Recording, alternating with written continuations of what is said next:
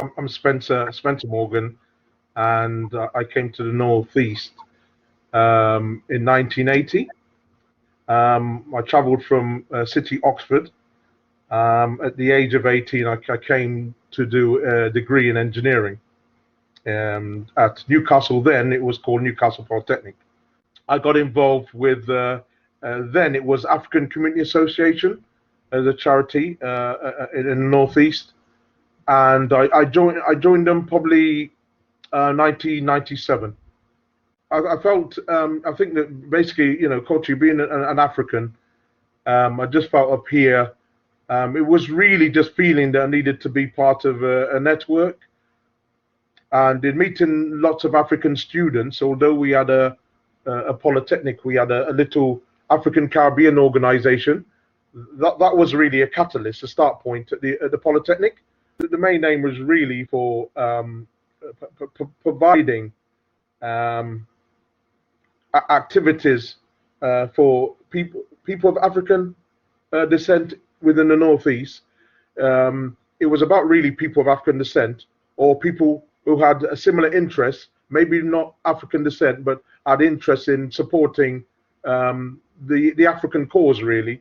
So it was really linked to providing activities and educational forum for people in the Northeast, being young, middle-aged, and old, and social well-being. So those are the basic umbrella remit. But as an organization, we were putting on regular cultural events. The Asians have Mela.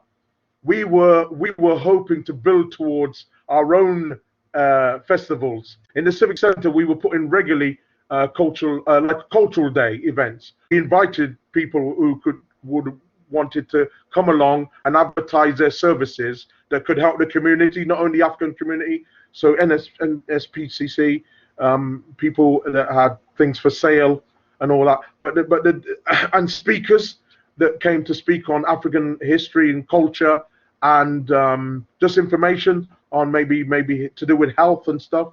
And that was a daytime things for children, face painting and all that activities, storytelling from the African perspective. And then the evening was more entertainment, where people turn up. There was, some African bands, maybe a couple of bands, music and all that stuff, limbo dancing and all that, fire eating for and food. That was the evening. So it was an all day event in a way. The big thing for us was on the educational side was providing displays as well for the community to read about synopsis of ancient Egypt. Basically, this is African, not anything else depicted on the TV. And from that, Blacks in Science, which is not in education much, and is something that slipped under the radar, and is something that needs to be told, because we got the same intellect, if not in some cases higher intellect than what people may deem of Black people. I realize your history is very important. Not what someone else is saying about you, is like what your true history is. And as a student, I met other fellow Africans, students, who developed themselves by finding out their history. And when I started to find out a bit of that, I was quite angry. Why was I not taught this in school? And I thought, there's something going on here. There's a bit of a theme here. And the theme is not maybe planned. Well, it probably is, because why is it the Black history has been suppressed? And then I think maybe because some of the stuff I found, it really does elevate us, that we are achievers.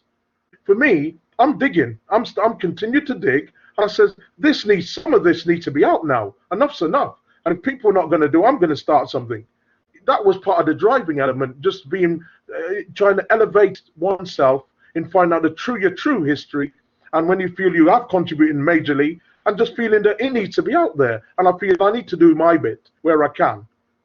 There was funding was the issue in the early days. And sometimes we put our hands in our pockets to put on mini events. So in the early days, it wasn't a civic center job. We realized by getting people involved, working with other small organizations, or someone might know someone who's quite good at fundraising, like a friend of a friend.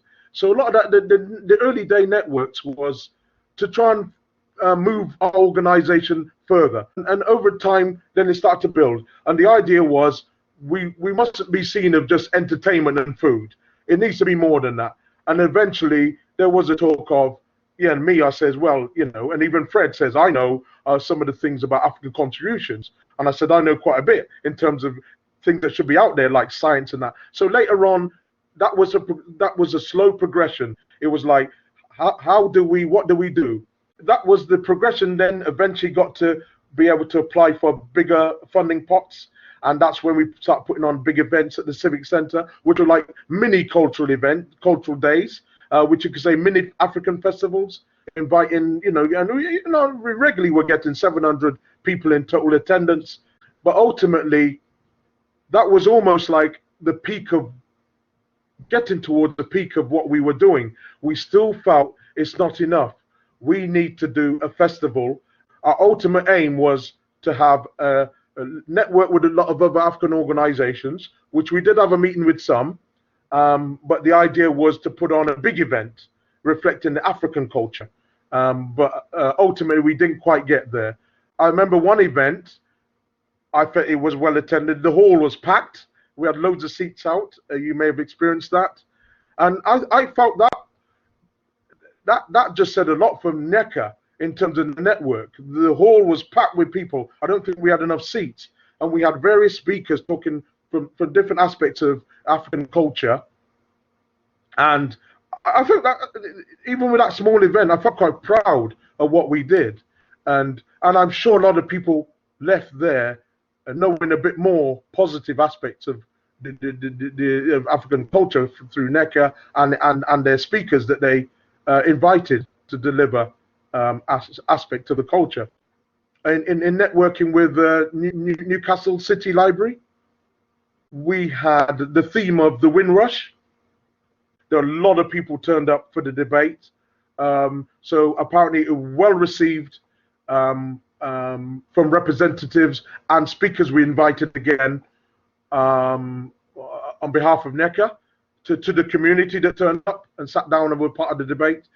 I felt those are really positive contributions on themes that does affect some of us African people in the community. So I think Black Lives Matters open up the discussion, but I don't think it's going to get too far, because the people who are linked to institutions and are the major policy makers in parts of the globe, especially in the West, they're not going to give up their positions and suddenly say, okay, we're going to open up the doors and we're going to allow, you know, black people to come up the ladder more and maybe take some of our positions.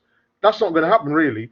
Black Lives Matter is not about the overt stuff, just the overt stuff, and call it a day. People stop being racist towards, well, be happy. No, it's opportunities. It's one of the key things, equality of opportunity.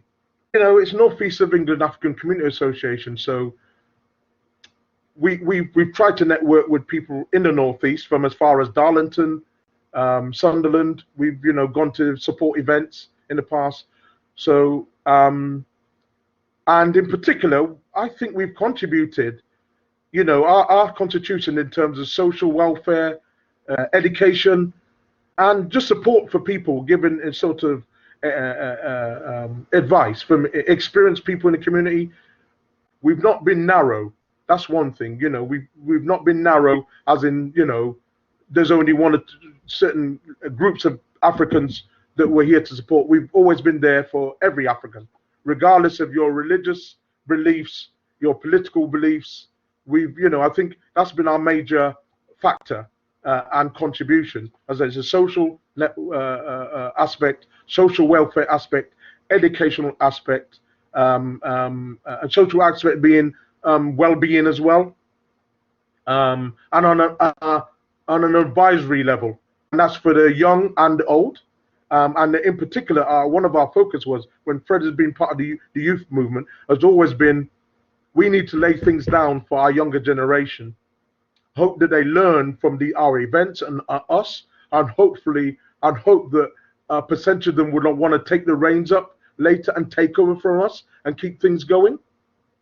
the narrative in terms of our history. Maybe have to think about how to articulate it in succinct forms, and maybe the video pitch might be one. I think the more youngsters grow up seeing um, themselves depicted in other aspects of life positively, that's going to be, I think, a motivator for to want to get to that level as well, because they see there's people looking like them achieve as well.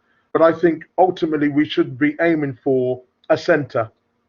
We should be aiming for an African center that's got facilities there for events, for debates, for entertainment, for just a comfortable zone for black people to go and maybe watch a telly from home. If they're loners, they can go there and network with other Africans and feel better about themselves and feel good. If I had the chance again, it would be just thinking of what other strategies we could have used to encourage more youngsters to come to our events, and hopefully motivate them to be just really want to be part of the NEEACA brand, and then seeing us getting old and say, yeah, that's fine, we're taking over now, we're going to move things.